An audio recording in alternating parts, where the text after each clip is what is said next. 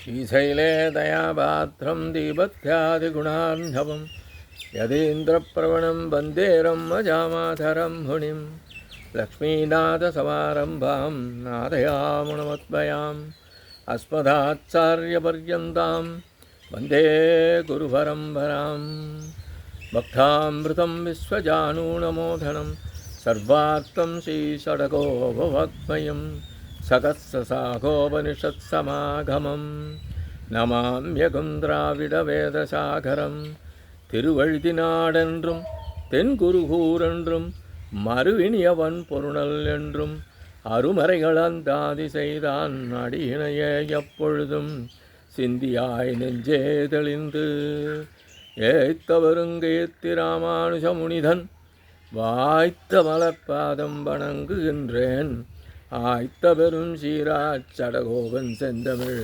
வேதம் தரிக்கும் பெறாத உள்ளம் பெற எம்பெருமான் திருவருளாலே ஆச்சாரியன் அனுக்கிரகத்தாலே கடந்த பல தினங்களாக நம்மாழ்வார் அருளிச் செய்த திருவாய்மொழியை நாம் அனுபவித்து வருகிறோம்.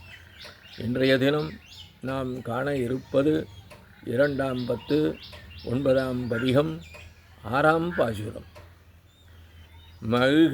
மகிழ்கொள் தெய்வம் உலோகோலோகம் மகிழ்கொள் சோதி வளர்ந்த அம்மானே மகிழ்கொள் சிந்தை சொல் செய்கை கொண்டு என்றும் மகிழ்வுற்று உன்னை வணங்க வணங்க வாராயே.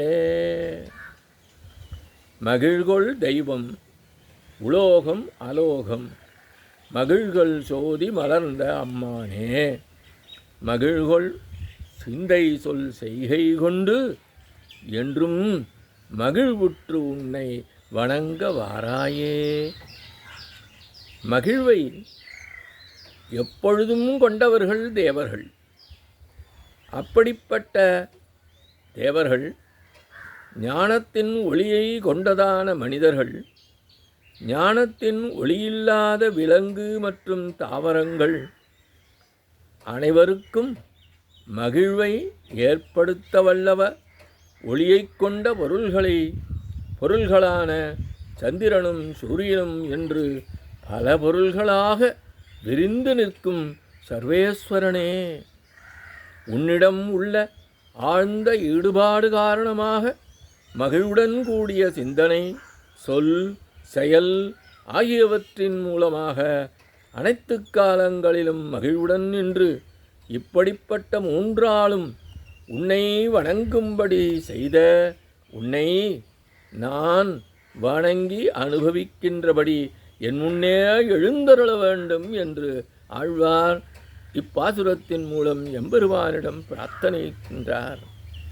ஆழ்வார் சர்வேஸ்வரனிடம் கடந்த பாசுரத்தில் விண்ணப்பித்த பேற்றை குறித்து சர்வேஸ்வரன் ஆழ்வாரிடம் கூறுகையில், மற்ற யாருக்கும் அளிக்காத பேற்றை அளிக்க வேண்டும் என்றீர், மற்றவர்க்கு அளிக்காததை உமக்கு அளித்தல் என்பது இயலாத செயலாகும் அல்லவோ என்றான். இதற்கு மலர்ந்த அம்மான் என்பதன் மூலமும் மகிழ்கொள் தெய்வம் என்பதன் மூலமும் 2 விதமாக விண்ணப்பிக்கின்றார் ஆழ்வார் என்று பூர்வாச்சாரியர்கள் கூறுவர். தேவர்கள் மனிதர்கள் போன்றவற்றை படைத்தது போன்று என்னையும் உன்னை அனுபவிப்பவனாக இருக்கும் விதத்திலே நீ செய்ய வேண்டும் என்பது முதல் வகை விண்ணப்பம். தேவர்கள் உள்ளிட்ட பல்வேறு பொருள்கள் ஒவ்வொன்றுக்கும் ஒவ்வொரு தனித்தன்மையை நீ அளித்தது போன்று எனக்கு உன்னை அனுபவித்தல் என்பதைய தனித்தன்மையாக அளித்தருள வேண்டும் என்பது 2வது வகையான விண்ணப்பம். மகிழ்கொள் தெய்வம். மகிழ்கொள் என்றால் ஆனந்தத்தை உடைய என்பதே பொருள். இன்பம் அளிக்கவல்ல பொருள்கள், உபகரணங்கள் மற்றும் இடங்கள் காரணமாக மனிதர்களைக் காட்டிலும் ஆனந்தம் மிகுதியாக உள்ளவர்கள் தேவர்கள். உலோகம் கண் முதலான உறுப்புகளால் அறியப்படும் அசிற்பொருள்கள். அலோகம் மேலே கூறப்பட்ட உறுப்புகளால் அறிய இயலாது, ஆனால் சாஸ்திரங்கள் மூலம் மட்டுமே அறியவல்ல ஆத்மா என்ற வஸ்து.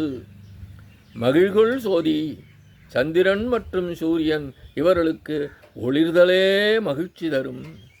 மலர்ந்த அம்மானே, நான் பலவாக கடவேன் என்று கூறுவதற்கேற்ப தனது மலர்த்தி என்பதே அனைத்துமாக உள்ளதால் மலர்ந்த என்கின்றார் ஆழ்வார். சர்வேஸ்வரன் ஆழ்வாரிடம், நீவில் கூறுவது அனைத்தும் நான் செய்துள்ளேன், உமக்கு இப்போது என்ன வேண்டும் என்றான். அதற்கு ஆழ்வார், எனது இதயம் உன்னை அனுபவித்து மகிழும்படி செய்ய வேண்டும், எனது வாக்கின் செய்கையும் அதுபோன்று ஆக வேண்டும், உடலால் செய்யப்படும் எனது செய்களும் பிரீதியை முன்னிட்டு செய்யப்படும் கைங்கரியமாகவே ஆக வேண்டும் என்று விண்ணப்பிக்கின்றார். இந்த 3 கரணங்கள் மனம், வாக்கு, செய்கை அல்லாமல் நானும் உன்னை எப்பொழுதும் அனுபவித்து மகிழும்படி செய்ய வேண்டும் என்பதாக இப்பாசுர விளக்கம் அமைகின்றது. இத்தோடு இன்றைய காணொளி நிறைவு செய்கின்றோம். எம்பெருமான் திருவடிகளே சரணம். நம்மாழ்வார் திருவடிகளே சரணம். எம்பார் திருவடிகளே சரணம்.